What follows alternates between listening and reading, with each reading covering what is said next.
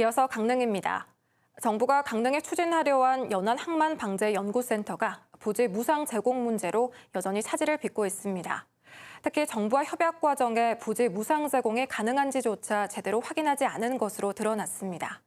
수백억 원짜리 국비 사업이 무산될 위기에 놓이면서 행정 대참사란 지적도 나옵니다. 정면구 기자가 보도합니다. 해안 침식 전반을 연구할 연안항만방재연구센터 예정 부지, 동해안권 경제자유구역 옥계지구입니다. 2021년 강원도는 해양수산부와 협약을 맺고 옥계지구 6만 8천여 제곱미터를 무상 제공하기로 했습니다. 하지만 관계 법령에 따라 부지 무상 제공이 어렵다는 점이 뒤늦게 확인됐고 이후 사업 추진은 사실상 중단됐습니다. 행정착오로 10년 가까이 추진해온 450억 원짜리 대형 국비 사업이 무산될 위기에 처한 겁니다. 특히 이번 사태의 핵심인 부지 무상 제공을 놓고 사전 법률 검토나 심의 등도 부실했던 것으로 드러났습니다. 주민들의 생명권을 보장한다는 차원에서도 연안항만방재센터는 반드시 설립이 돼야 되는데도 불구하고 현재까지 진행되지 않고 답보 상태로 있다는 것은 행정의 무능이고 행정의 대참사다. 사후 대책도 논란입니다. 강원특별법의 특례 조항 신설이나 해수부 매입 방안 등이 논의되고 있지만 현실적으로 불투명합니다.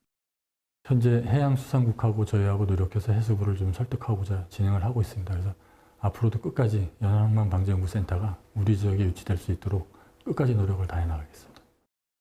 경제자유구역청은 사업이 무산될 경우 해당 부지에 유망기업을 유치하는 방안을 검토 중인 것으로 알려졌습니다.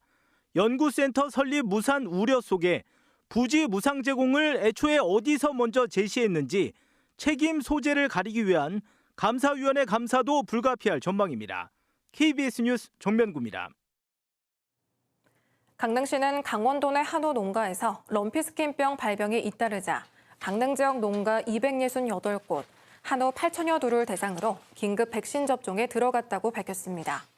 강릉시는 다음 달 2일까지 접종을 마칠 계획이며 신속한 백신 접종을 위해 사육 두수와 상관없이 수의사가 직접 백신 접종을 지원한다고 설명했습니다. 국토교통부가 대중교통 활성을 위해 시행하는 알뜰 교통카드가 다음 달부터 양양에도 도입됩니다. 알뜰 교통카드는 대중교통 이용 전과 후 자전거나 도보로 이동하는 거리만큼 적립금을 지원하는 사업으로 매달 60회까지 회당 최대 1,100원이 적립됩니다. 강원도에서 알뜰 교통카드를 도입해 운영하는 시군은 춘천과 원주, 강릉, 홍천을 포함해 5개 시군으로 늘었습니다.